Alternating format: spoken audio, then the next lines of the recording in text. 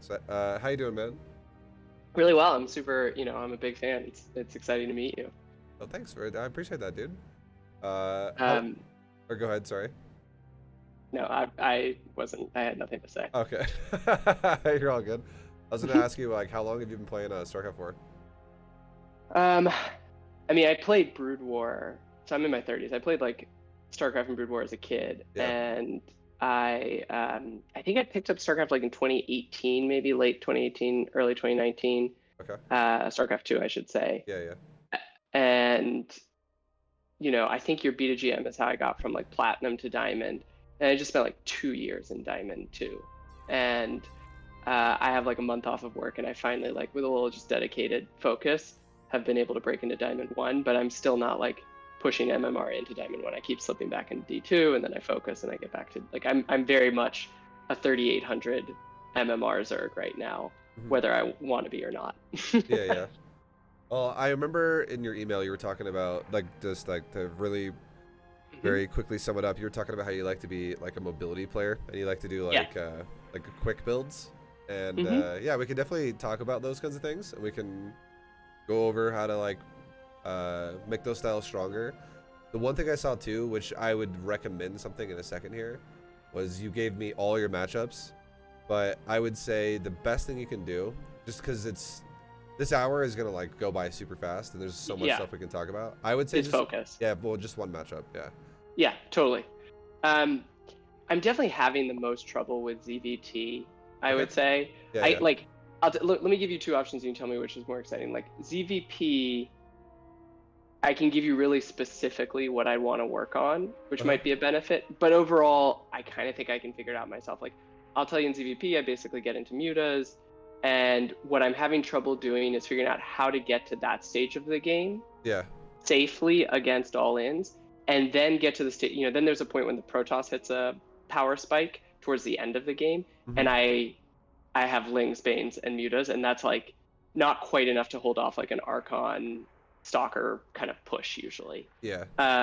Even if I've done a lot of economic damage. So that's like I'm trying to figure out how to do the beginning and the end, because the middle, where I scout their Phoenix or not and like kind of harass them, I feel pretty comfortable there. So, Yeah. but in general, doing well. ZvT, I just like it's hard, man. It's a hard matchup for me. Yeah. No, for sure. And this map pool And makes it harder for sure as well. yes, exactly. There's no fucking pervert pillars. Sorry, I don't know if I'm supposed to not swear if I'm streaming Yeah, or whatever, dude, I but swear all the time. yeah. You're totally fine. Um, but I can't. Yeah, I can't seem to. I think I'm great if the Terran's relatively passive and going bio is Yeah. like my sweet spot, because I can go Ling heavy, Bane heavy. I like to try and do relatively late hydras into lurkers. I think I mentioned this, but I have like two hiccups. One is I kind of get to that stage, and then the Terran just overpowers me with their like bio multi-prong harass Hmm. and micro, and I just like don't know how to close out in that state. Yeah. That's one failure mode. And the other is mech's a flip of the coin. Sometimes I just feel like I absolutely demolish a mech approach, but I don't really have a plan. I'm kind of winging it, and like Yeah. I lose a lot. So Um, yeah, no, I would say from the kind of things you just told me, uh, I think Zerg vs Terran and Zerg vs Protoss have a lot of similarities with how you develop your tech. I think Zerg vs mhm. Zerg is definitely it can be different. It's a different thing. Yeah. Uh, but like for instance, like if we're let's just talking about mutas for a second. Like if you're playing like ZvZ, going quick mutas is actually pretty nice because Yeah. Zergs don't have You get anything that max hits air. control. Yeah, exactly. Like you're fighting someone who has no air, no anti-air, like mid-map. If they're gonna like do anything hatchery based, the only time they can actually have something that's anti-air based is like if they go into hydras, which is like a much deeper tech than your starting techs.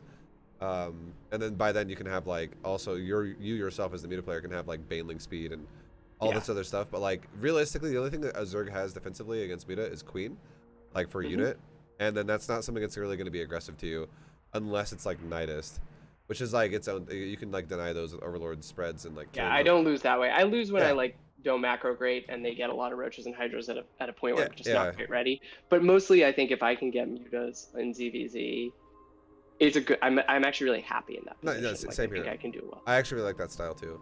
But like in ZvP and ZvT, you actually do not want to rush mutas in the current state Yeah. of the game. Like if you do, if your build like hinges on, you're like, all right, I got 2 bases, I got 4 gases, I got gas quickly. I didn't even have a fully saturated mineral line when I took my gas because I just prioritized it, and I got mutas at like 6 minutes, and I got 7 of them. And then you're like rushing the mutas across the map, and you're hoping to God he didn't make Phoenix Tech first, or you're hoping to God the Terran didn't open up with like a bunch of Marines.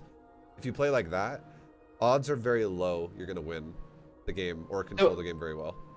Can I just? I'll say I do play like that ZvP. Yeah, And I I'll know just you give do. you like. I was hearing you say it. Go ahead. Yeah, Sorry. my strategy is basically I 12 pool and then I scout really carefully whether they're getting Phoenixes, and I don't build a single muta if I see the Stargate is such an amazing structure because it tells you what it's building. Yeah, I know.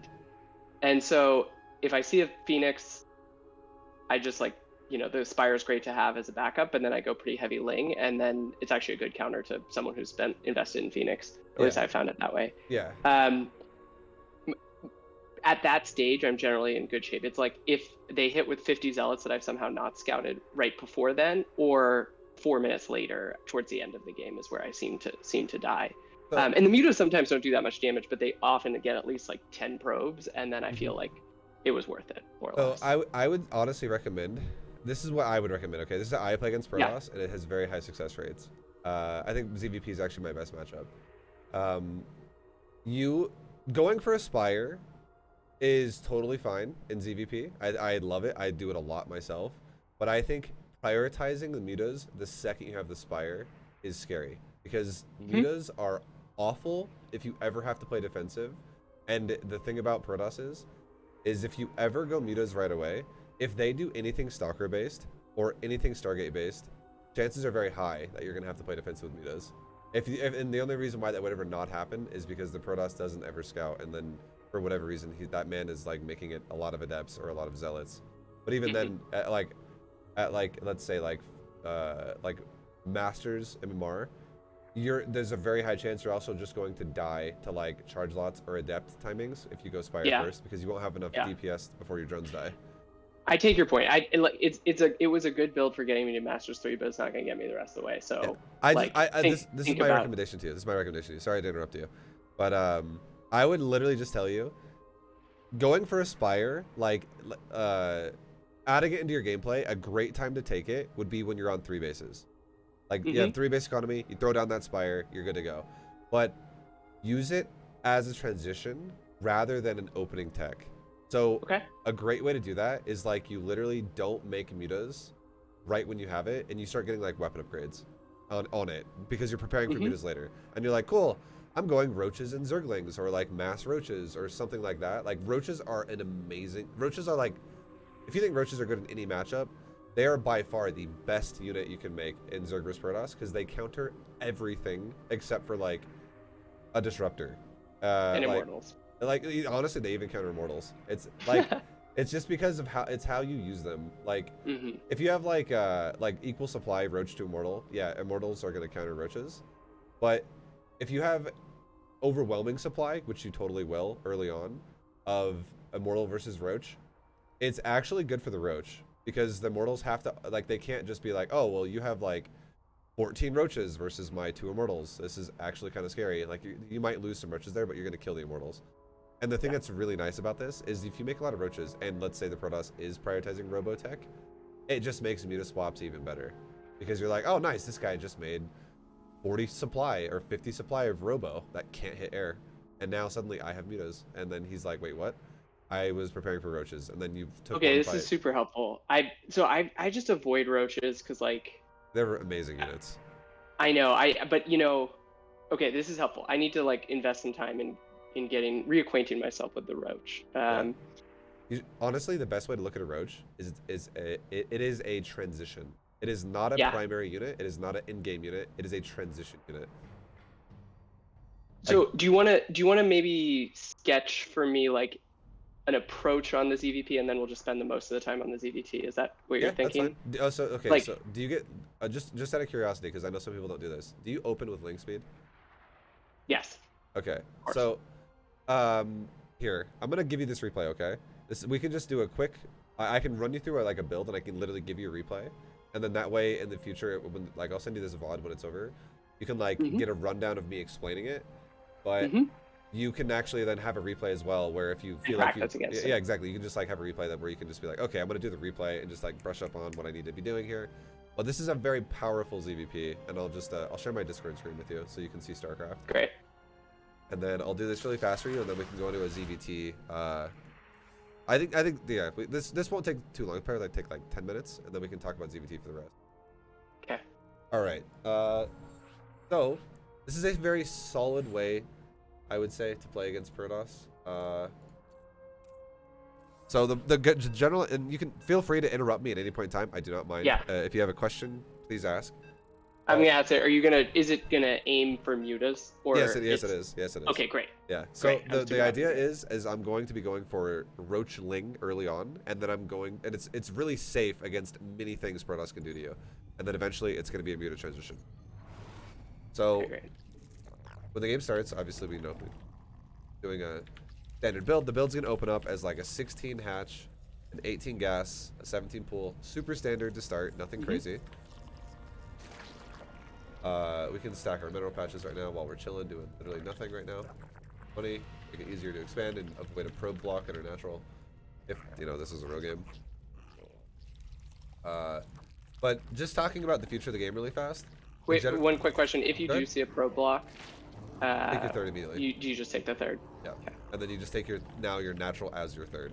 Then, because I don't know why, but I tend to do. I tend to like react instinctively. Just go like gas pool. Yeah, if you do that, you have to all in. Otherwise, if you macro out of that, you're going to be so far behind. Okay, good to know. That's a mistake I'm making. I would say if you want to go gas pool, it's gonna make it hard as well, because you're gonna be doing like a delayed all in, because you're not doing it as fast as you would have done it if you opened with that initially. But yeah, like if you just straight up try to macro out of gas pool and then take a natural after your, because what'll happen then, the way it'll line up, is the Protoss will have like a nexus finishing as your hatchery is like starting, or your hatchery might be like started when the nexus is like yeah, 80%. it's true. The hatchery's so behind. far behind. You'll be so far behind. It's weird because Pig's beta GM I think does have like a gas pool before a hatch. Yeah. And that's I think what first inspired me to try mutas, because I watched his, and like in general I didn't follow it as closely as yours, but I didn't think of it as being like so far behind. But well, a lot of times I'm assuming Pig probably did this with his, but a lot of times if you open like that, well, I mean, if you open like that, it puts you in a situation where you have to do aggression, otherwise you're behind, and aggression has to be successful. Yes. So it's a harder position to play out of, because aggression is based on how well you can react to your opponent, whereas macro is literally based on how well you can react to static stuff that's always the same in the game, essentially. Yeah, how well you can execute. Yeah, how well you can just like not supply block and stuff like that. Which is uneven for me. Yeah. So right now we're gonna take our Zergling speed immediately. We take 2 drones off gas when we have enough for Ling speed, so we took 2 off. We take our hatchery immediately as well. And then at this point in time, wait, the fuck, I made a Zerg opponent, whatever, it doesn't matter. At this point in time, we would make a creep tumor at the natural and a inject at the main. You take a 3rd queen, and then make 4 Lings around now, just in case your opponent were to do adepts. Yeah, exactly. Like if like 1 adept shows up at your base, and if 1 adept shows up at your base, just go ahead and make another like 6 Lings behind it. But if no adept shows up at your base by the time these Lings are done, like let's say he made a stalker and just sat in the doorway, then just chill for a sec, and you're gonna make the next full inject is gonna be all drones. So, and then now that we've injected, you're looking at your Zergling speed. This is very important. As soon as your Zergling speed hits 60 seconds, which is that it just hit it just now, what we want to do is we still want to not supply block, but we're going to now make nothing but Lings until we have about 16 Lings. Okay, great. Still not on gas. Yeah, exactly. We're not even mining gas yet. We're just chilling. Because you need the minerals to be able to support all of this stuff as early as you're doing it. So now we make more Lings. We're going to have about 16. If you're like off by 2, it's totally fine. As soon as you do this, you grab your Roach Horn, you go back into droning, and then you can grab 2 drones and just put it back on your gas, and start filling up like your 3rd base essentially with with your mineral line. So and then And do you need to be active with those links? You do. Or it's This is just why you safety? make them. 100%. This is why you make them. You annoy the because at 4 minutes, like what we're moving It's stopping out here, the third. you are stopping the third. Exactly. You are being annoying as shit to Protoss, and you're being very disruptive to the third base. And a lot of Protosses who don't defend properly and like set things up properly, they will lose the third repeatedly, and they'll be like, "Oh And my then they'll god." go all in. Oh, And you'll have roaches. they might go all in. They might not. But exactly, you have a roach horn if they do. So like right now, when you're all three of your mineral lines are like really well saturated, when you have like 13, 14, 15, somewhere in that range, literally double gas every one of them. So we're double gassing off of a course of like 55 drones, and it's off of, we have like 55 drones and only one gas currently. And we're still injecting, we're still droning, and now we droned up to like 60 plus. We're gonna drone up to a point where we have a full saturation of 3 bases, so 66 drones. But right about now too, once we have all of our larvae spent and we have a little bit of extra money, we'll take a 4th base. We can get ready for this. Being able to no spores, no. you can, so if you scout with your overlord in the start of the game that he's going Stargate, you can absolutely make a spore. And if you're worried that you don't know what tech he has, you can absolutely make a spore. And if you make spores, you would want to make them at around like 3:30 to like maybe almost 4 minutes. So just before the roach warren, basically. Yeah, it's like about the same time as Roach Warren. You make a Roach Warren about the same time, like anywhere in that time. So maybe I'll just combine those in my mind. Yeah. But at this point now, what we're doing here is we're going to go into double Evo, we're going to go into a Spire, and we're going to go into Roaches. So now we are just cranking. We're gonna get, here's the crazy thing too. We're not gonna get Carapace, we're just gonna get melee, and we're gonna get ranged weapons. Oh, interesting. Yeah, it's because there's a lot of things about Protoss that make armor breakpoints not even matter. Oh yeah, sorry, I knew that. That's not interesting. I mean. Yeah, no, you're all good. No worries. I hear you. Yes. So we're making roaches now, and now this, I'm gonna pause it really fast to say this really fast. This is a judgment call position here in the game, where you can, if you think you can, if you think you're like going to be attacked heavily, and you're like, okay, Protoss's third is delayed or it's denied, and this dude is just not expanding. Like he's on 2 bases, and I know I'm about to get attacked by a lot of ground units. This is the point in time when you need to make a choice and go, okay, let's just make mass roaches and not die, and let's just kill Protoss's attack. This is where you would defend it all in. And then if the Protoss does have a third and he's macroing up, you are more than welcome to make like, let's say 10 roaches, like 10, 12 roaches, somewhere around that number. After you have, like, if your Lings die as well and they're like harassing his third, that's totally fine. Do not remake them right now. Just make roaches. And you want to have like, again, like 10, 12, just to start with. And if you decide you want to take drones, because the Protoss has a third and he's macroing up, you're going to be able to get away with that. And you'll be okay. And then you can make a, like, once your 4th base is done, you can make another queen to start creep starting with. And you can have your current creep starting queen become an injector. So you have like 4 bases being injected right now. But yeah, can I repeat that back to you, make sure I'm following? Yeah, go ahead. Okay, really quickly, just basically when you take your spire, that's when it's time to go into roaches. And the number of roaches you make is a read on your opponent. You either make 8 to 10 just for safety, basically, especially if you've lost some lings. Yep. Or you make a ton because you expect an all-in coming. You could even, I didn't fully understand, you could even skip the 8 to 10 if you feel like they're, so okay, great. Let me I'll say it again to make more sense, and I'll elaborate on that part specifically. Always, at this point in time, as soon as your 3 bases are saturated, always make at least like 10 roaches. Okay. And the reason why is because a lot of Protosses, even if they're not all in, are going to harass you. They're going to throw adepts at you. They're going to throw zealots at you. They're going to throw something at you that is going to kill your drones if you have no defense. And it's going to be way, like the value of 10 roaches is 10 larvae, and that's going to prevent you from losing way more than 10 larvae worth of drones. So it's just to protect your drone line, because and Protosses are, it's like very standard for Protosses to attack your drones even if they're not all in.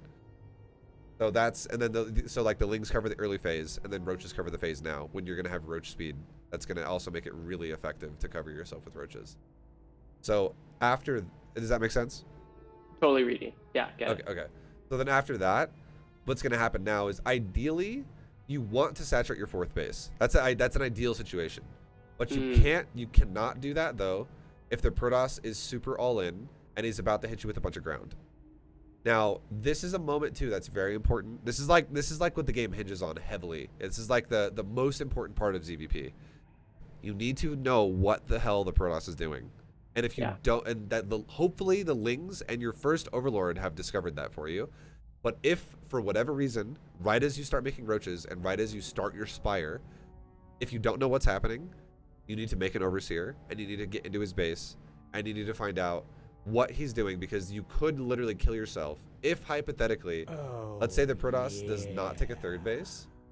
Let's say he doesn't take a third base and he, like, 2 base goes mass Stargate, like 2 Stargate mass, like, Carrier or Tempest, or he's going for, like, a bunch of Voids, to the point to where, like, let's say you're like, okay, he's 2 basing me and I think he's all in, so I'm gonna make, like, a bunch of roaches, and suddenly you have 30 roaches and he flies across the map with 3 carriers and you're like, wait, what? Oh god, all my drones are gonna die. This is bad. Yeah, you definitely don't want something like that to happen. So if you know what tech he's going for, if he's made it obvious with your Ling and your initial Overlord scout, then that's wonderful. But if you're still in the dark, definitely scout his base, and then that's when you would go, oh, if he does have a Stargate and he is literally that guy that's like, I'm gonna go carrier right away and I'm just turtling, which happens often. It is a thing. I know, it does. I actually love it when they do that. Yeah, I know, yeah. But now you have a Spire and you can just be like, cool, I can make Corruptor. I literally can just go Corruptors here and I'm totally fine. And do you go Corruptor Ling or do you go Corruptor? Yeah, 100%. Yeah, you can make. You still would have your initial roaches, because having some is so important in case you get attacked by, like, a stuff early, and it makes it so easy to stop. But then you can literally, the second you see he's going into carrier, if he's that kind of a Protoss, just shift gears, and now you can honestly, I'm not even kidding, you could totally even, like, saturate a 4th base at that point. Because if you're only going to be going for Corruptor for gas and, like, Corruptor for, like, your main part of your army, it's like expensive in terms of resources and it's cheap in terms of larva. So Corruptors are just pricey units which are going to spend the little bits of larva that you have. You don't need to save up like 50 larva to make Corruptors. You can literally make like 15 larva of Corruptors, which is like, if we're talking 4 hatcheries being injected, you'll get that super fast. And then 1 inject cycle plus exactly. what they build. Yeah. Plus 10 seconds. So you'll be able to make the Corruptor army like super quick once your spire is done, and then you'll be able to handle the carrier, and you'll be totally fine. Okay. And you will have started your spire before you even see the Stargate. So you'll have the Corruptors in a very timely fashion that it's not going to be like, oh my god, I need to start a spire as you scout into his base, and like 2 carriers start leaving his base, and you're like, holy shit, this is bad. It's like by the time you scout into his base, your spire will be 75% of the way done, if you're still confused as to what tech he's going for. So it's like you're ready to go with your spire, like in a very, very effective time to be able to be okay. But essentially, the only thing that you really can't drone against is if the Protoss is doing anything that's either council-based or robo-based or a combination of that, where they're going to have something like a warp prism and a bunch of ground units that are just going to try to kill you. And that kind of a situation, it's definitely not a bad idea to maybe add, especially if he has like sentries, to maybe add in like maybe 5 Ravagers, 6 Ravagers, because you already have the roaches and you just keep slamming out roaches. You will, there's very low chances you'll break. Okay, great. Yeah, like you will most likely dominate that kind of an attack, and that's. I mean, go ahead. Sorry. Let me ask if they have, say, like not a forge, robo, council-based situation, but they've already saturated their 3rd and started a 4th drone, I assume. So, okay, so keep this in mind. This part of the game is when, you know, like a little bit earlier than this part of the game is when you're going to genuinely see if the Protoss does or does not take a 3rd. The most common timers for a 3rd that are really important to know are you're going to be seeing a Protoss try to take a 3rd closer to 4 minutes if he's playing greedy, which is usually what Protosses do when they open with a Stargate, like 1 Stargate into like a 3rd right away. And you're going to see a Protoss take a 3rd more close to 5 minutes, like the upper 4-minute area, to like 4:45, 4:50, 4:55, 5 minutes. If they're playing for like a standard opener, which still takes a 3rd, and also goes into like a harassment. Like, yeah, exactly. Like they're gonna harass you with something. But that's still a macro based 3rd though. So that's a situation where you can totally, if they're gonna take a 3rd, you could be like, cool, I have like 12 roaches, 10 roaches, and I drone my 4th.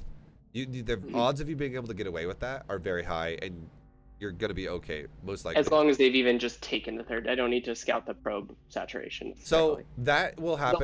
later they take the third, the more you should probably. Yeah, but keep in mind though, there is a possibility that the Protoss could genuinely just fake a third. Like they could just build it. Exactly. And they could just I've you scouted it, and maybe even they cancel it and just go fucking full all in. Or they just don't ever probe it, and then they just make like 6 gateways and all in you. This is a thing that could happen. So when you make drones at this point in the game, do not overdo it. Just make like literally go up from like 66 drones on your 3 bases to like 80. So you're not literally going up to like 88 where it's like a fully saturated 4th base. You're just throwing some saturation on the mineral line, just for now, just so you can have a little bit of extra money just to crank out stuff. And then this is when like that will allow you to do something like, for instance, make a macro hatch, so you can really overpower people who are aggressive like throughout the mid game with ground units. So then that's what I'm about to do. As soon as I saturate my 4th, I'm gonna make a macro hatch, and we'll develop into that as we go forward. And that also, it really increases the power of double evo, of plus melee plus range weapon attack. So you can like really just have these blobs of Zerg that just slam over Protoss. So, but yeah, like this part of the game though, super important to understand what the goals are. And yeah, I think I'm reading you now. Up to 4th drone or defend. I think I can. It's a practice thing at this point. Yeah, I have the understanding. And it has a lot of emphasis on like what you see Protoss doing, what you think Protoss is doing. And then the final thing, just to make sure it's not confusing, your spire should always be weapon upgrades unless you know he's going for straight up air right away, like he's going into like carriers, that example. Then just go carapace, because carapace suits corruptors way better, and weapons suits mutas way better. And you don't want to go mutas against somebody who's like carrier rushing you. You're gonna it's gonna be difficult to kill that. I'm very familiar with that experience. Yeah, like mutas just aren't nearly as good as corruptor at fighting carrier. Yeah. But yeah, anyways. And like, but if the Protoss goes Stargate, you don't have to go Corruptor. So you just don't make Muta, and you transition to it later, and it makes it like you literally turn the game on its head. If the Protoss, like based on like how the Protoss plays. Yeah, if they commit to Robo or Ground or anything else. Yeah. So and then the final thing we haven't really talked about is, let's just say Protoss scouts you too, and let's say it's a standard game. Protoss has a 3rd base. Let's say he opens Stargate for a safe build, but now let's say, like we'll get to this point in a second, but let's say while you're making roaches, Protoss is like, oh shit, Spire, I'm making Phoenix. He's going mutas. This is the biggest reason why you do not rush mutas. All you have to do then is literally, you can max out on roaches, and if you've ever had a situation where you're playing Zerg, like you're the Zerg player, and you're going mutas, and you watch all your drones die because you're getting Roach all in, or you're getting Zealot all in, or you're getting Adept all in, or something like that is happening. It's that experience. You do that reverse to Protoss. And he's like, I have 8 Phoenix, and you're like, I have 47 Roaches, and all your Nexuses are dying, and your probes are dead.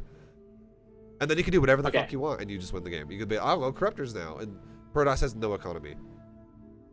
So that's yeah, so we'll resume it now. We'll go through it, but we'll play under the assumption that the Protoss like takes a 3rd base, and we'll just saturate our 4th up to like 80, and then we'll be good to go.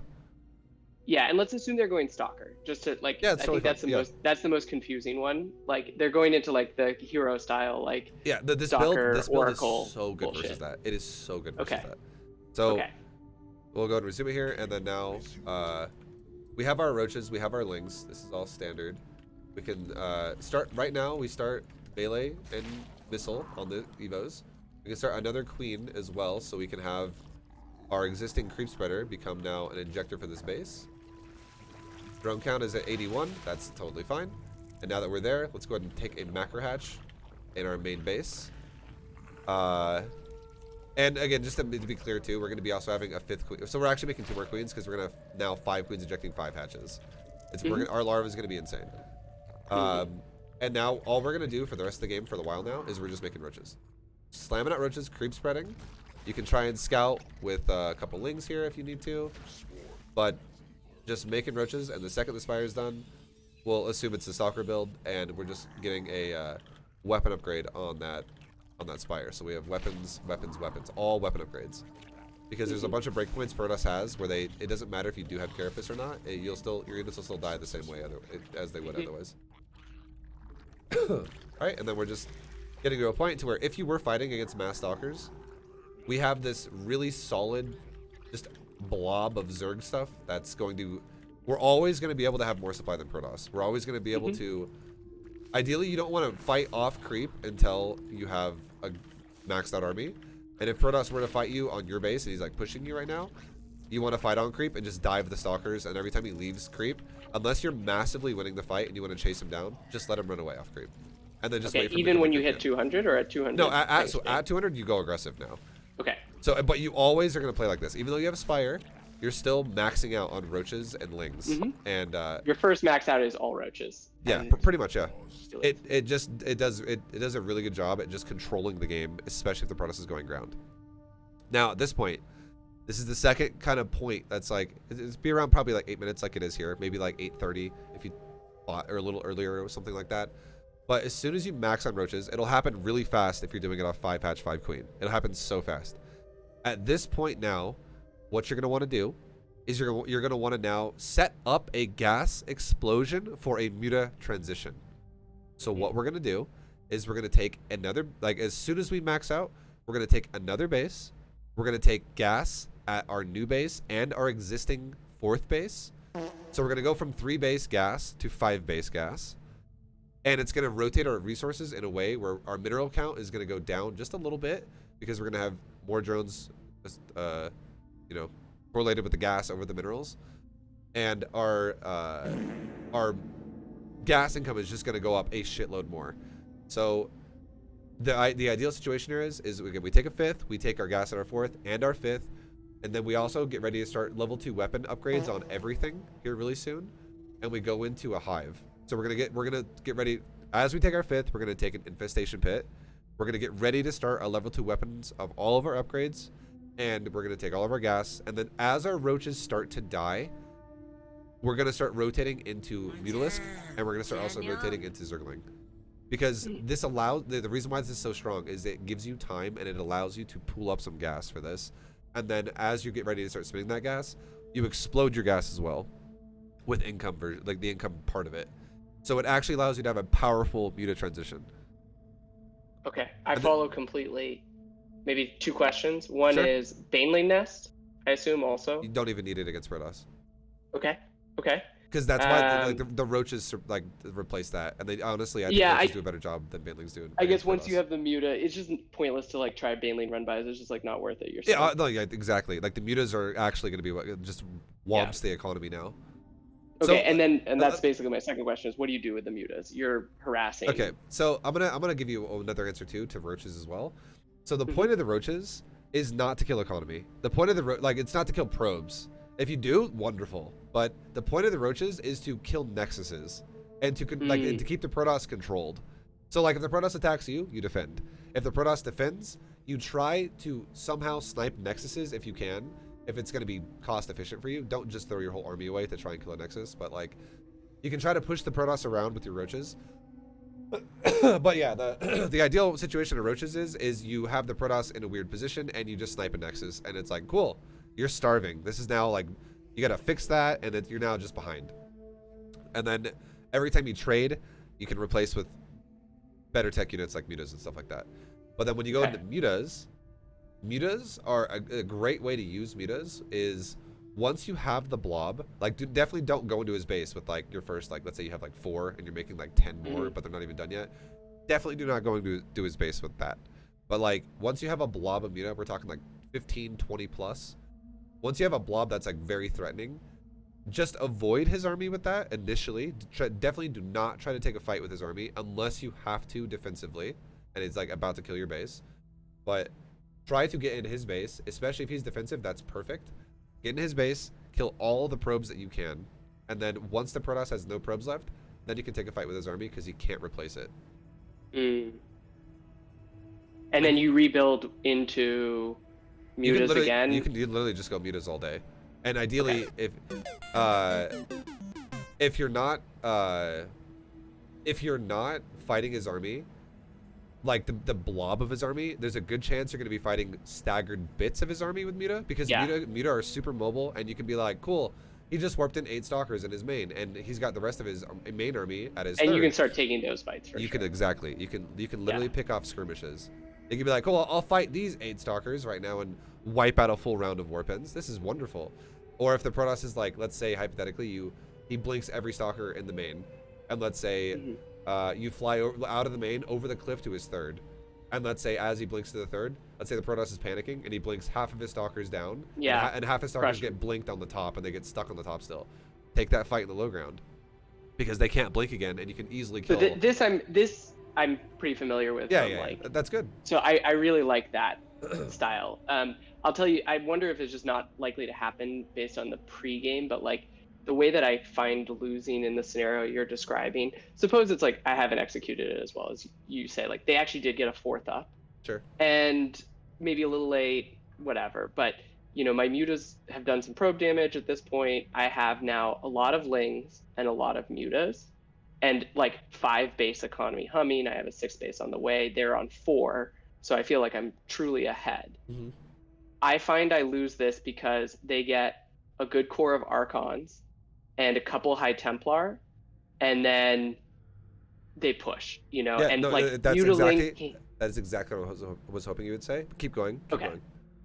And so and then I engage and I get stormed, and you know I know magic boxing. You know, like obviously I'm trying to win. I try and get my Lings into the nooks and crannies, but often like 4 storms go down and the Archons do pretty well even without the storms, and I just lose so much supply. And the Protoss, I think they know that situation well enough to be like, keep pushing in. You know, they don't take their foot off the gas at that point because they know they're essentially all in. So do I make a lot of spines? Do I go back into Roach when I see that? That's exactly what you do. So I'm glad you asked that question because that's the final piece of this. And it's based on how well or how bad you feel like you're doing in the game. If you feel like you're crushing the Protoss, you do not need to take this next step that we'll go into in a second here. But if you are crushing the Protoss, then you should, if the Protoss is crushing you, you absolutely need to do what we'll talk about in just a second here. So going back to where we talked about when we paused it, at this stage, this is when we're getting ready. We're maxed out. We have a 4th that's saturated. We're going to take a 5th. We're going to take our gas. We're going to explode gas for Muta. We're going to get ready to go into Hive Tech for weapon upgrades and like adrenal glands and do all that stuff. But right after that, we'll talk about what you would do if your Mutas are not getting the damage that you're looking for. There's one simple thing you do to fuck Protosses over, and it's like your plan B fallback that wins games constantly. Like I can, whatever I have to go into plan B myself, I'm not even kidding when I tell you I think my win rate doing this is like 90%. Like it's super high, and Protosses fall for this every time. Okay. And it's funny, if Protosses are listening to this, they're gonna be like, shit, I don't know what to do either, because you force them into this position that's unavoidable if you do it like this. Like they can't really transition because you killed their economy. So we'll talk about it in just a second, but we'll go through the stages. But right now, we take another base. We take our gases at our base right now, and we are getting ready to go into a infestation pit. Level 2 melee, level 2 carapace, level 2 melee, level 2 range weapon is starting. Spire is not done yet, so we'll keep tabs on that. We can now grab our gases as well at our other base because we'll get ready to saturate that really quickly. And now we'll start killing off some of our roaches, just you know, because this is an example. They would have been. Yeah, these are things that are gonna die and be trades over time. And as you start losing roaches, you can start remaxing into Muta, which is totally fine. And then if you have like not enough gas, but you have still open supply, you can remake a bunch of Zerglings, and that's also totally fine. And then now, as our gas is finishing, we can go into our gases at our 4th, and we can also go into our gases at our 5th. And at this point now, you want to get your drone count up to a healthy like 85-ish. Like if it's 87, totally fine. Just mid 80s is what you're looking for here. And now we go into we take our hive. And at this point, again, this is when we're still doing the harass phase. You have your mutas now. You can keep trading as you lose more roaches and lings and stuff like that. You keep reinforcing more and more mutas. But now let's say throughout this phase of the game, if you're winning, obviously you're winning the game and the game's gonna OP over, and then you're like, cool, I won. But if you're not doing the damage you're looking for, and you're constantly trying to get it, but you just can't, and you're like, okay, this is not going the way I wanted to. Literally what you do, which is gonna make, if the Protoss is gonna eventually all in you, you immediately decide, okay, you know what I'm going to do in this situation? I'm going to base trade. I'm going to just allow the Protoss to push, and I'm going to kill his entire economy because he won't be defending anymore. He's just going to hit the gas and go for my base and try to kill me. And you go, okay, let's just do this. You make a very nice wall of spines. You take your entire mineral line at your natural, and you just make 16 spine crawlers. And you only spine one location, and that is your natural. You do not spine anywhere else. You do not spine every base with like 3 spines. You just make a fucking forest of spines at your natural, and you remake all those drones that you just spent on that back into drones at your natural. So you do one quick make spine, make drone, and then stop.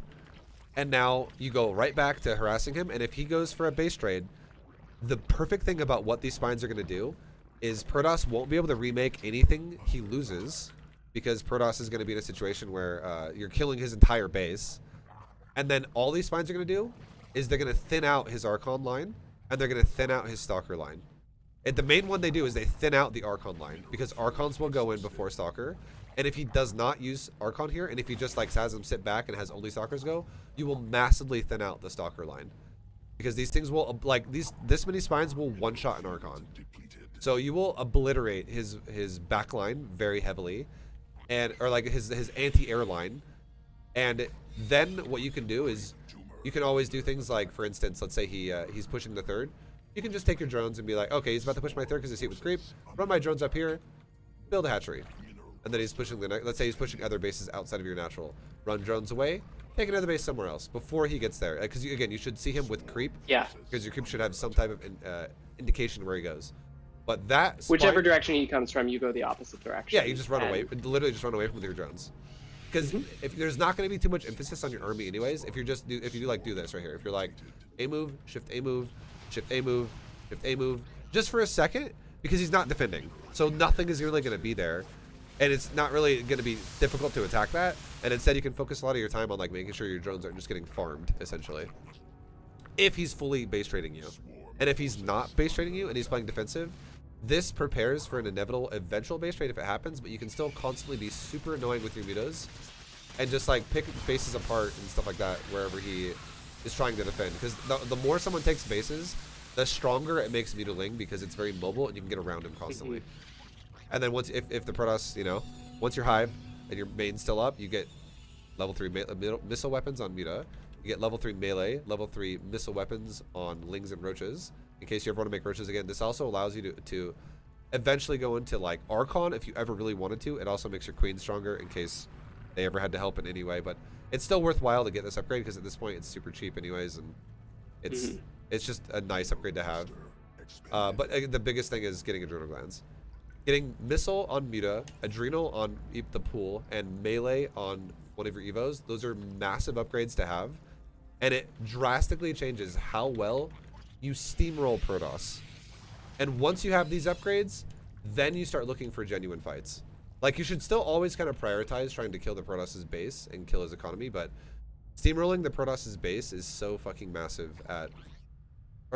sorry, being able to have those upgrades, it just makes this army so much more effective at killing the Protoss's army. Yeah, because the mutas get like multiple benefits from the upgrade through the bounce of the glaive that they have, and the Lings obviously get exponential upgrade faster, based on the attack speed off of also level 3 melee. Exactly. So okay, this is I think, and so you actually, when they come thin it out, you don't try and basically your reinforcements are what. You honestly reset your rally points. You just full on avoid. Like if the Protoss wants to full base trade you, you literally constantly avoid him. And let's say it's a situation where he does break through the spine wall, but he takes a lot of losses in the process. Just go like this. Yeah, got it. And make new tech somewhere else and literally let your main die. And just try to get your overlords out of there. We kind of skipped this, but another thing to do as well, if you haven't done it, definitely get overlord speed when you start the spine wall. Yeah. So you can prepare just a simple 100. I'll be honest, I'm gonna get overlord speed somewhere before that. That's fine. Okay, that's fine. I don't mind it. But you definitely want to have it in the preparation of the time for a base trade. So that way you're not doing this and all your overlords are dying and it's like shit. That would have been way more value if I could have just ran away. Yeah. Yeah. So as long as you have that, that's really good. Okay, I'm gonna practice this with ZvP. I think I can't wait. Yeah, It's a lot like what I've been doing. It's just like the Roach is the transition. It's mhm. for the price. I think it makes a lot of sense. I'm excited to try it. Yeah, it's it's definitely like Roaches control the game in the mid game very very very well against Protoss. It's super strong, and it it's something that like if you skip it, you're gonna find yourself in a situation that's difficult to deal with. Like there's so many compositions I can think of off the top of my head that you cannot survive against if you skip Roaches. Yeah. Okay. That was what I was missing. This is super helpful. Yeah. So Um, the Roach just helps you get through the mid game when they play all in, and or you have a and it's pretty easy to get to 200 with it is. It goes Roaches. super fast.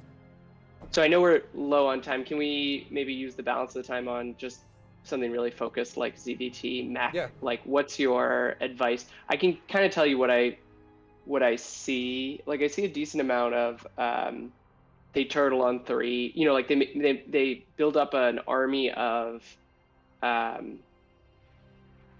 Hellions. Then they rush in. Sometimes they do a ton. Sometimes they do nothing. I still lose sometimes when they do nothing because they use that moment to then, fly out their third command center or land it, and then they go into Thor tank, turtle up, and I just like I said, it's not like I never win versus that. I actually think maybe even above 50, but I don't feel like I have a plan. I'm like reading Yeah. them and deciding how many roaches versus how many lings, etc. I just love to know how you think about that scenario. No worries. And of course, it's with or without BCs. Like that's the other dimension. But So usually it's yeah. I would say I know we kind of took a lot longer on ZvP, which we got kind of carried away there, but Totally fine. to break Really down helpful. nice to break down ZvT in a very simple way, which it's obviously this is not going to be a one thing solves all, but it'll give you an idea of what like a good goal would be. If you're and this is like a general assumption of all Terran. I'll start with Bio and I'll go into Mech right after. So if you're playing against a Terran player who, regardless of opener of Terran, Queens are overpowered. They literally are good, and I would say overpowered in the sense that they are a one unit solves all situation. Like they can literally, they're massively beneficial versus every single opener Terran can do. I guess there's only one exception, and it's if the Terran opens Ghost, and if that's super rare. I don't know how often you see that, but I have like one player. I see it, but not often. Yeah, there's like Ruff, the streamer. He does that. He's like the only guy that does that on North America. I'm like, okay, if it's not Ruff, we're probably not going to see Ghost here. Like at the start of the game, like in the first unit he makes. But essentially, if you just have a build that goes along the lines of like, it's similar to how we just opened with Protoss against Protoss there.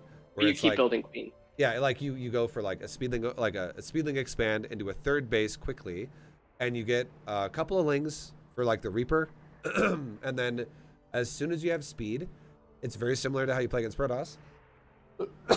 You make more lings again the same exact way, but instead of being aggressive, you're defensive, because of the fact that Hellions exist, and being caught on the map with Hellions out there is very likely your lings are going to die. There's always a chance you could run around him and counterattack his SCVs and get effective damage there. And if you want to try that, by all means, you're welcome to try that. Because if it works, it's great. But if it fails and you get caught and you have to remake the lings, it's way worse than if you just did nothing. And if you just played defensive and just kept your lings alive. Because then you have to remake them. Because the worst thing you can do is not have lings if he attacks you with Hellions. Because you'll lose all your drones then. And it's like, oh shit, okay, well we lost the game now. So the general idea of Zerg versus Terran is something's in my throat. Sorry. I've been there. Take the time you need, man. Sorry. I'll try to work through it. But you want to keep making queens, and you make queens up to a point where it's like you make your first 2 hatcheries. As your pool's done, you make 2 queens, and then you make queens. I would say 1 or 2 at a time as you can afford it, off of your natural and your third base, and you never again make a queen off of your main, because you don't want to tie your main up so that you can make a layer when you need to make a layer. But the general idea of versing Bio is simply have about like 14, 16 lings. Okay, like I would say 16 lings is a healthy number to have. Try to keep spending the rest of your larva on drones and overlords as you need them, and spend excess resources on queens, and do this off of 3 bases, and prioritize 3 queens injecting and the rest of your queens creep spreading and protecting that creep. And the easiest way to protect your creep is to have overlords, like 3 or 4 overlords in front of your creep. So you can always move your queens in position before a Hellion comes over and kills a tumor. And you also don't just spread a tumor randomly right into a Hellion to kill it. That's very important. I'm not doing that. That's a great tip. Yeah. Overlord vision in front of like you always want your overlord like 1 screen length in front of the creep. So you're just constantly moving them when you drop the tumors, basically? 100%, yes. And Okay, you only have to do this. You only have to do this until you're saturated on 3 bases. So it's not like all game. It's just the first like 5 minutes of the game, or like 6 minutes of the game. And when do you get your layer? So you get. So we'll come to that in a second. But you're gonna stay on 1 gas, and you're gonna take 2 drones off of the gas, and then you're gonna do the exact same thing we did against Protoss, where actually no, sorry, it's slightly different, but against Protoss we left 2 drones off of the gas until we were like almost like fully saturated on 3 mineral lines, and we just had 1 drone on it. So we resaturated our gas against Protoss when we had 3 mineral lines well saturated. Against Terran, you refill the gas in your main when you have 2 mineral lines fully saturated. And the only reason why we do it like this is because you want your layer a little bit faster than you do against Protoss, so that you can make Baneling speed. That's the only reason why you get a layer. So the ideal situation you're going to go for is as soon as your gas hits 100, spend whatever larva you have that needs to be spent. Definitely prioritize your larva over everything always. But as soon as you have your larva spent, then you can take your layer. And it will generally, the way it's going to generally line up is when you're on 2 fully saturated mineral lines. That's how it should always go if you're not making drones slowly. So you're going to have like 32 drones mining minerals as you hit 100 gas with 1 drone mining gas after you get Zergling speed. Because you get Zergling speed, you take 2 drones off, and that 1 drone mining gas will generate 100 gas as you fully saturate your natural. And also make those Lings, the 16 Lings. And that's independent of Bio versus Mech. You feel like that yes, opener that is literally independent. Yeah, 100%. We haven't even got to the branch yet. Okay. Because this is just a standard Zerg vs Terran opener, period. Because this opener, like, it handles Hellions well, and like Hellion Liberator, like all this stuff, like the things that Terran throw at you that are fucking super annoying. But now, sorry, one really, unless there's some reason not to, I think I'm gonna stick with making my layer in the natural. That's fine. And Yeah, keep making queens from the main. And I'll tell you just really quickly why is, I feel like Doom drops occasionally come, and like I hate losing my hive or my layer. And it, like, they never come to the natural. I never lose the natural to a Terran. I sometimes lose the main, like 1 in 5, 1 in 15 or something like the that. way you should be the way Doom drop should be a thing and should be handled well is, by the time a Terran were to Doom drop you, unless they're 1 base Doom dropping you, you should have vision before it happens. I know. It's actually usually way later in the game. You know, like it's gotten raggedy at that point. So like the perfect way to have vision, just to do a quick overview on how if your vision does not look like this, it should look like this. Overlord 1 should go to the Terran's base. Overlord 2 should stay near your natural until your natural is about to finish, and then immediately try not to forget about it. Send it to the other side of the Terran's base. So like, I do that. Yeah. And then bring it in at 315 or whatever it is. Yeah, exactly. Like you scout them at like you want to send it in to where the Overlord's going to be scouting the Terran's base around 4 minutes. Like you want to see, because that's when the Terran's going to decide what tech they're going to go for, is around 4 minutes. Like that's when you'll see a starport or a double factory or a triple racks with like stim, whatever. Overlord 1 and 2 go across the map to the Terran's base. Overlord 3, 4, 5, and maybe 6 go in front of your creep. And then the reason why I say maybe 6 is because some maps that are smaller, you're only going to need 3 to do it. And some maps that are bigger, you might need 4 Overlords to cover your creep properly because there's more entrances to your base. But again, the next 3 to 4 Overlords go in front of your creep.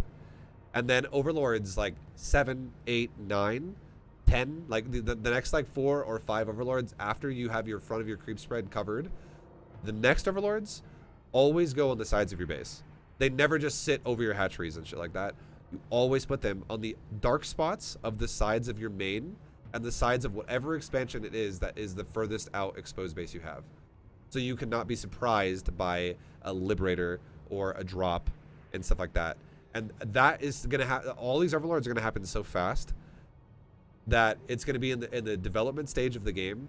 and you're gonna have all of your vision spotted before you've even made an army to fight whatever army he's making.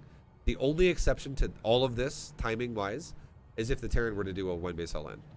If he's like just one base going Super for like rare a 10 in my drop. experience. Exactly. I never like, see that. Yeah, no one really plays like that exactly. But that's the only way a Terran would ever beat the timers here. And then the way your creep should go, it should go like this. Creep tumor number 1 ideally should go from the natural towards the third, and creep tumor number 2 should go from the third outwards. And then creep tumor 3, 4, 5, 6, 7, 8, 9 can go one of those can go in the main, like in the natural towards the main, and you can fully circumference the outside of your main, like so your whole main is covered in creep, and then every other tumor just fills in like a branch off the tree of what your second and your first tumor did, where it goes from the natural to the third and from the third outwards towards like your fourth area, and then you just literally extend it into like off of that. So creep, like your first 3 tumors could be natural to third, third outwards, and then natural to main, and you're gonna have amazing creep spread, and you just build off of that, and you never have to put another tumor in the main, but like because the one tumor you have there will easily do it all. Yep. But like I think I'm pretty good at, I mean, like execution I'm patchy, but I think comprehension wise, creep, vision, scouting for Terran, I'm like, that's doesn't seem to be where my problem is. I think it's like, so, but the reason why I say that is because if you do get doom dropped, by the time a doom drop happens, all you're gonna have to defend that is banelings, zerglings, and queens. That's all you should have, and then you should be there to catch it when it happens. You have to, yeah. Yeah, and like if you just let it drop and you don't respond to it for like 34 seconds or something, and you're like, wait, holy shit, my main's dead. Like that's definitely a problem. Yeah. You just gotta pay more Usually attention. it's like, it's just more chaotic. It's like they're pushing 3 things. No, and for that's sure, when for I'm sure, getting for sure. Yeah. But the better your creep strat is, the more it's gonna just be easier to see what's going on, for sure. Yeah. Okay, where's the branch? And then I know, you know. So the branch is when you're on 3 bases, and all you're gonna have, so you're getting the layer quickly. You're making drones for 3 base saturation, and you're getting when you have a layer is baneling speed. You're not making a spire. You're not making a hydrogen. You're not getting evo chamber upgrades. You're not getting anything besides baneling speed. But right around the time when your mineral lines look like this, okay? So your main's fully saturated on the minerals, your naturals fully saturated on the minerals, and your main 1 gas you have is back up to 3, and your third base looks like it has like 10 drones ish on the mineral line. It doesn't have to be perfect. You can do it off of 8, 9, 10, 11, 12, 13. Just somewhere that's not 0 and somewhere that's not like 20. Like you want to do it around a well-saturated mineral line. That's like again, 10, 11, 12, 13. Something like that 50 is perfect. drones, basically. Yes. 50 to 55. So once you have that, this is when you need to, if you have not scouted what the Terran's doing with an Overlord early on and it didn't work out, make an Overseer and figure it out, because you need to know what you want to transition to. So that's what you do scout-wise, and then your base, what you do like as a transition to this point now, is you start a 4th base, and you take 4 gases. So like you go up to 4 gases, so you make 3 more. You don't go to 5 gases, you just go up to 4. So 4th base, and you go up to 4 gases, and you scout the Terran. And the way you want to do this would be, you can go for greedy routes if the Terran goes for like a 3rd base and they're playing super like 3 base timing style, and you go for massive amounts of unit production if they're going for a 2 base all in. And it's that moment in the game where you need to make a switch, just like you did against Protoss, as to, are we getting all in right now or are we not?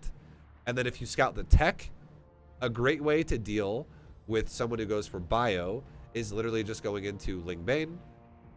You get once you're, then you can get you can make some banelings, you can make a few more zerglings. So once you're on that 4 gas situation with like 50 55 drones ish, you can go up to a point where you have like, let's say 12 banelings or like 15 banelings, like a decent blob of banelings, and you have like, you make a little bit more lings and you go up to a total of like 30 lings with that. Like 24 to 30 lings, just like, so you have like a page and a half or like maybe 2 pages of Ling Bane of like the unit category. It's like a decent blob of shit there.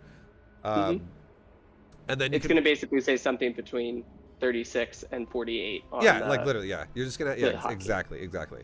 You're just going to have a decent blob of stuff in case the Terran decides, you know what, I feel like doing a pressure right now. And then you can build off of that if he does. But off of that, the whole point is you do not ever fight off creep. That's why you want really good creep spread, because if your creep spread's shit and it's like not in front of the third or something like that, it's going to make it really hard to defend yourself. But off of this, you just take more drones and you fully saturate 3 bases. Ideally, even if he's 2 base all-inning you, you just try to get your 3 base saturation up and then crank out Ling Bane, Ling Bane, Ling Bane, Ling Bane, Ling Bane. But you make the safety net of Ling Bane that we just talked about off of that moment when you explode 4 gases. But if the Terran if you scout the Terran and he's got a 3rd base and he's going bio, you can literally make the safety net of Ling Bane like we just talked about, and you can saturate a 4th base. Like mineral line again, like we just talked about with Protoss. It's same shit. You don't take your gases at your 4th, stick the mineral line, you go up to like 80 drones. And then and do you mac on that? You totally can. And you make a macro hatch, and you go 5 hatchery, 5 queen inject, just like we talked about before, because it's super good with Ling Roach bloods, essentially. And then you get double Evo around the time when you're like saturated on 3 bases, and you can throw down whatever tech you want to go for. It could be a Spire again, it could be a Hydroden, whatever the hell you want. And then in this situation against Terran, it would be melee Carapace, not melee range weapon. Totally get that. Melee against Terran Bio. Yes. Hey, then that's what you do against Bio, and it's a super solid way to play against Bio, and you can play the game from there. And then you can literally stay on Ling Bane tech all game, and you can have Hydras supporting it, and or mutas or whatever you want to do. And then eventually, if you want to go into Hive tech, you can also add in some Ultras to it if you want to, or whatever, or Broodlords, or Lurkers, anything you want. But that's a solid way to play it. And then try, once a big battle happens, this is a big thing to do that a lot of Zergs don't do. Once a big battle happens, off of your 80 drones, and you survive and you kill it, go to 90 drones. Literally just drone up, do a drone wave, go to 90 drones. And then continue for the rest of the game going whatever the fuck you want to do with Ling Bane. And you'll have a very solid situation. And always remember, the best way to attack Terran is to just try, if he's playing defensive, try to kill his economy while killing his army. Don't ever just try to fight his army. Only ever try to fight his army, period, if he's on creep. Because that will give you a great trade. But try to make sure there's always try to always make sure if you're fighting him at his base, some SCVs are dying in the process, and maybe a command center as well. That's a great way to look at it. Okay, that's super helpful. This is for Bio still. Yeah. Now we're going to talk about the transition. Now we're talking about Mech. So if your opponent's going Mech, you should find out about this around the time when you're making the 4 gas transition, because again, if your first Overlord that was at his base, one of the first 2 Overlords at his base, has not discovered this, and like let's say they died to a Viking or something, and you just don't have a scout anymore, definitely get an Overseer into his base and figure it out as quick as you can, like we talked about. And if you see multi-factory, and it's like, okay, yep, no, this guy's Mech player, he's not a Bio player. A great way to play against Mech is simply make like the second you can, do not make Baneling speed. Just be like, not avoid upgrade. If you've already started it, fucking cancel it. Do not even go Baneling speed. And then make a Roach Warren immediately. Make a, I would say the easiest way, especially for Diamond, you should make a Roach Warren immediately, and then make a Hydroden behind it and make an Infestation Pit behind that. So make them all, like, as you can afford them. And then what you're going to do is, instead of making, like, you should still have the link count we talked about earlier on, like the 16, but you're not going to go up this time to like we talked about, like 34, 48 Lings and Banes. No, you're not going to do that anymore. You're not making any more Lings. Instead, you're going to make, like, just like you did against Protoss, because Mech and Protoss have a lot of similarities. You're going to make like 10 Roaches for the purpose of protecting your drones from Hellions. And you're just going to make 10 Roaches. The only reason why you would ever make more than 10 Roaches is if you're playing against Battle Mech, which could happen. Which is Hellion, like, just the guy's fucking cruising on mass Hellion Cyclone, and he's like being really aggressive. Absolutely, you can make more than 10 Roaches then, and you can play it like you do against Protoss, and you can max out on Roaches. So the way that would go is you make 10 Roaches. Those are safety Roaches. You fully saturate 3 bases, and also try to go up to 80 drones for your 4th base. And then you max out on Roaches against Battle Mech. Because this will happen very fast. And once you have a lot of Roaches, if you have a creep spread to accommodate it, all you do to micro against Battle Mech is you always let him run on creep. You then And then you focus fire the cyclones. Yep, I yeah. just watched your 2019 Perfect. Awesome. one, so Super good. I'm into it. Nice. That's very good. Okay, so you already understand what the goal there would be, is just thinning out the cyclone count is really good.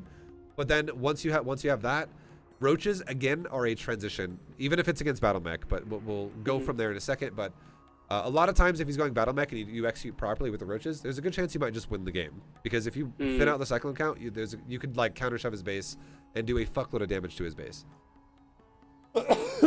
Now let's say it's not battle mech, and it's something else. Let's say it's like tanks. Let's say it's Tank Thor. yeah, like a general like a strong death ball based composition of mech where it's like just really powerful.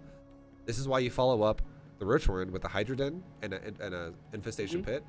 A great way to play it out would be off of the 10 roaches. Again, you make your economy, you build it up, and then you go into, it's a perfect number to, like a very important number to go for, 16 Swarm Host. It's a very, very, very strong number to go for. And then you just go mass Hydras behind it. And the way you play against mech from that point on is you find out where he's expanded. You can do this via Changelings or Overlord Scouts or Zergling, like the Zerglings you have. Let me.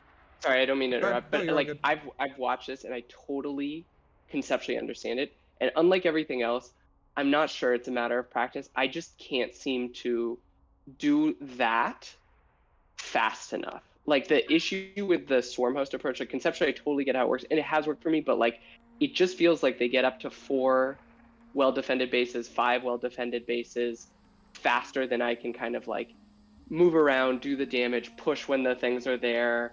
It's just too much to handle. Like if there's a Nidus or there's like microing the swarm host. So TLDR, I will practice that.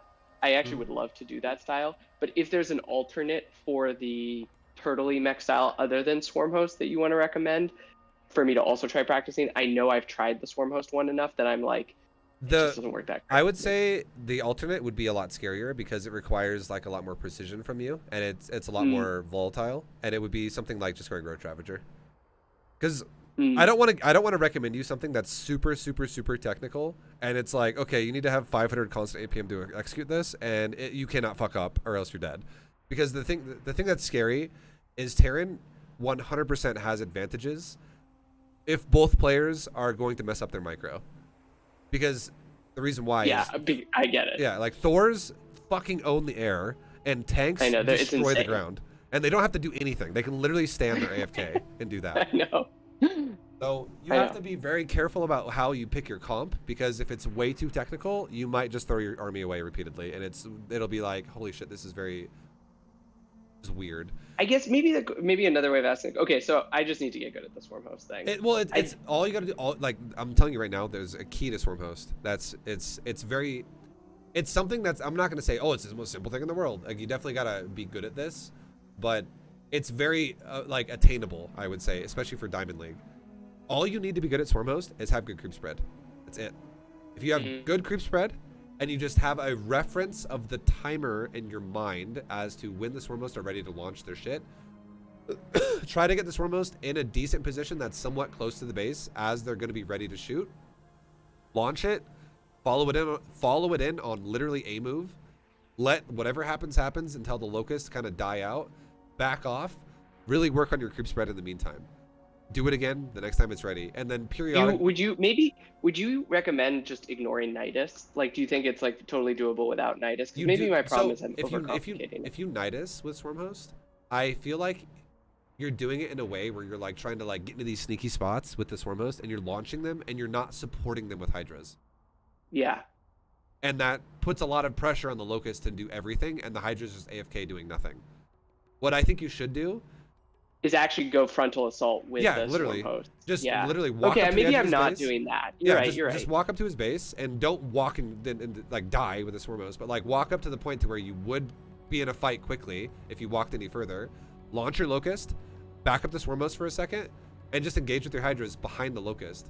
And then when the hydras are getting to a point where like they don't have a lot of time left because the locusts are getting really low in count, like they're all about to die, back up the hydras. And then whatever damage you did is great. And then maybe only ever like overcommit the hydras for like a couple seconds longer than the locust. If a situation, like for instance, You're about to kill a command center, and you're like, well, if I get one more auto attack or maybe 2 more auto attacks, it'll die. And I might lose a few Hydras for this, but he'll lose a base for this. So fuck it, let's kill it. Like that's fine. But the whole point of this is kill expansions of Terran. And to be honest, and then in terms of ahead, the Locust micro for a frontal base assault, usually the situation is they've got some Hellbats around some Thors, a fucking tank line. Like, don't even micro your Locust. I'm not even kidding. Like, you really just let them land, let the tank shoot them, and then have okay. Let them do whatever you want, because all you're looking for is fodder. Like, Locusts do a lot of DPS, but all you're looking for is the Locust to land on shit so that the tanks kill themselves. Like, the tanks, like, shoot their own army because they're like, oh, Locust, blow them up. And then they're just shooting themselves with tanks and getting a bunch of friendly fire. And then they're buying your Hydra's time to just do a bunch of DPS. So the best way to micro it would be Locust, launch it, don't even touch them again. Launch it, just make sure they're going in the direction to the Terran. And then Hydras, stutter step in, stutter step in, stutter step in, stutter step in, get maximum DPS. Locusts are about to go away, run away. Okay. So you're not. So let me go ahead. Sorry. So this is great. I think I'm gonna try this. You've inspired me to like work on my weakness because I think it's good, and I see one thing. For just to like ground it back in the build order, I have these 10 roaches. I've just dropped the Hydra Den. I've dropped the infestation pit. It's going to be another, like, this is around 4 minutes, maybe a little bit after, because I just scouted, basically. I canceled bane lead speed, etc. It's going to be a little while before I'm actually doing anything, right? Because I need to, like, get my 2 Hydra things. I need to actually build all these swarm hosts, which fills supply fast. But, you know, it's just going to take another 2 minutes minimum, probably a little bit honestly, more than or if we're talking about Mech, and we're talking about you attacking the Terran that's going Mech with Hydra swarm host, you're not genuinely going to be doing that until, like, 9 minutes. Yeah, okay. So at 9 minutes, I feel like they can even have a 4th base up at this point. Yeah, but so keep in mind, that's why we go roaches. So I feel like I might have made this confusing. I didn't elaborate on it. No. I think I'm following. All I was getting at is just like, where's my move out to, basically. But so, tell me, like, you were going to say something about roaches. You make, so against battle mech, I kind of described that one really well. But against traditional mech, I gave you the numbers on when to make a bunch of hydras, or like the amount of swarm hosts you make, and then you make a bunch of hydras with it. But you are absolutely able to make roaches initially, and then just like you do against battle mech. But the difference between battle mech and traditional mech is you don't keep remaking roaches.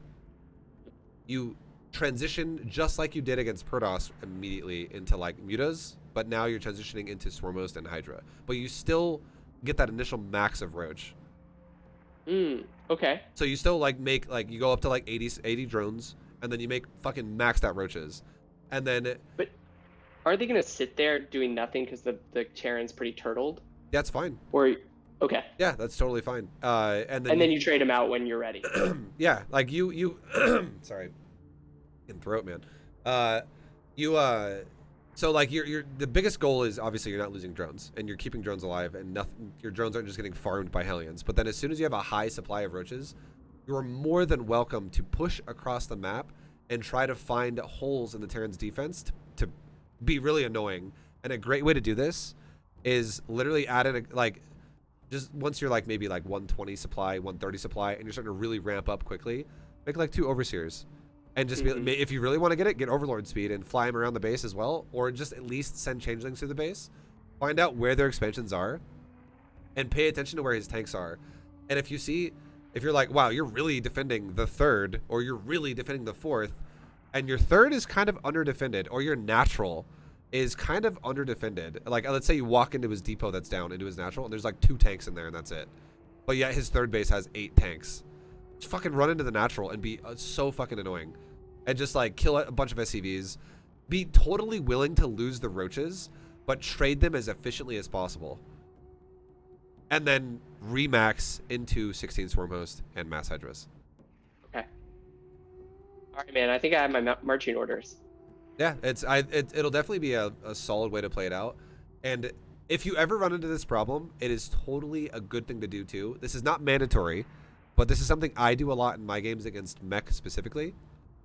Make a spire as well if you want to, and just get weapon upgrades and do it the exact same way against Protoss, where you don't just make mutas right away. You just prepare for weapon upgrades for later. And if the situation ever happens where, let's hypothetically say, Terran's not going Thor, they're not going like compositionally balanced, they're just going, oh my god, this Zerg is going mass roaches, and I'm going to make nothing but tanks. And let's say you run into his base and you're like, Jesus, I just ran into mass tanks everywhere he was. This guy has like 30 fucking tanks. You could literally be like, all right, muta transition. Yeah. So you could still have all the buildings of Infestation Pit, Hydrogen, and a Spire, and you could choose to make Hydra Swarm Host if he's going Thor based, or like Thor balance, like it's got some Thor, he's got some tank, he's just got a balance of everything. Or if he's just pure fucking tank, which does happen sometimes, and you're like, the Terran's like, oh, idiot Zerg player, you just lost all your roaches. They see roaches. Yeah, exactly. They're like, I'm going to make mass tanks, and you just threw them all away. Time to kill you. And you're like, I have 25 mutas now, so thanks for the tank donation. And then you're like, cool, now I have a bunch of mutas that killed his entire army because he can't even hit air. And then now I'm going and killing SCVs. And then if the Terran goes back into making Thor now, because, oh my god, now I got to counter the muta. Then you could be like, cool, now if like your mutas do as much damage as they can, kill as many SCVs as they can, be as annoying as possible, go right back into Hydra Swarm Host. Like Hydra Swarm Host is going to make his life like very miserable if he's going Thor. And not Roach. Yeah, the Roach, you only make Roaches at the start. Like, like I said, you should definitely adopt the mindset that Roaches are a transition unit. They are not an in-game unit. If you keep going into Roaches, you're going to be like, wow, Zerg sucks. This just feels like shit at this point. Yeah. Yeah, they're just good at giving you an economy and forcing your opponent into weird positions.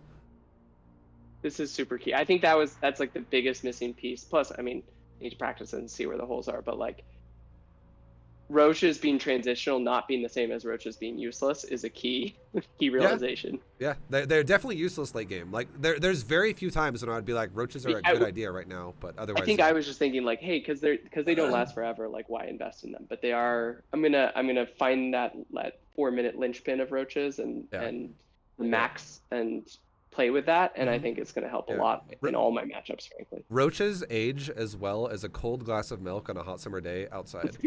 Like they're it's like, oh wow, a cold refreshing glass of milk. They're good for like maybe 5-10 minutes, and then it's like, okay, this is now terrible. This is nasty. And then, like a couple days go by, and you're like, this is fucking just disgusting.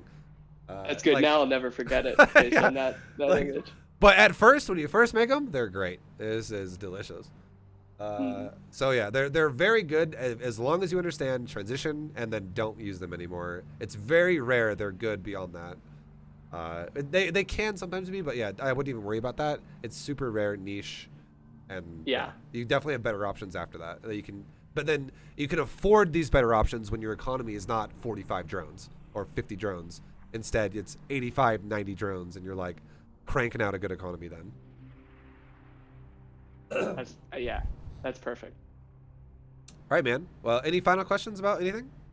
No, man. I'm gonna practice all this, and then I'm gonna follow up and be like, "Hey, here's my new problem," and we'll do it again. I hope. That sounds good. Yeah, that sounds great. Well, right, I will by like tomorrow. I'll post this to YouTube. Maybe it might take me 2 days or 1 day, but I'll message you on Discord and I'll send you the link to the video, so you don't have to do anything. I'll just send it to you. Soon. But thank you very much for doing the lesson, dude. I appreciate it, man. No, man, thank you. This is super helpful. Can't wait to try it all out. All right, well, good luck with the throat, man. Yeah, I know. I need to drink some water. I'm like, fuck, I can't breathe here. But you need a warm glass of milk. Yeah, that's gonna make it 10 times worse, honestly. But much love. Good luck to you, and I look forward to talking to you next time, dude. Thank you so much. Great meeting you, man, and I really appreciate it. Yeah, nice meeting you too, dude. Have a good rest of your day. All right, guys. That was a coaching lesson with Wonder. Much love. I hope you guys enjoyed it. I hope you guys liked it. I hope you guys learned something. And I will see you guys in the next lesson, whatever it might be. And until then, good luck in your own games, and peace out, guys.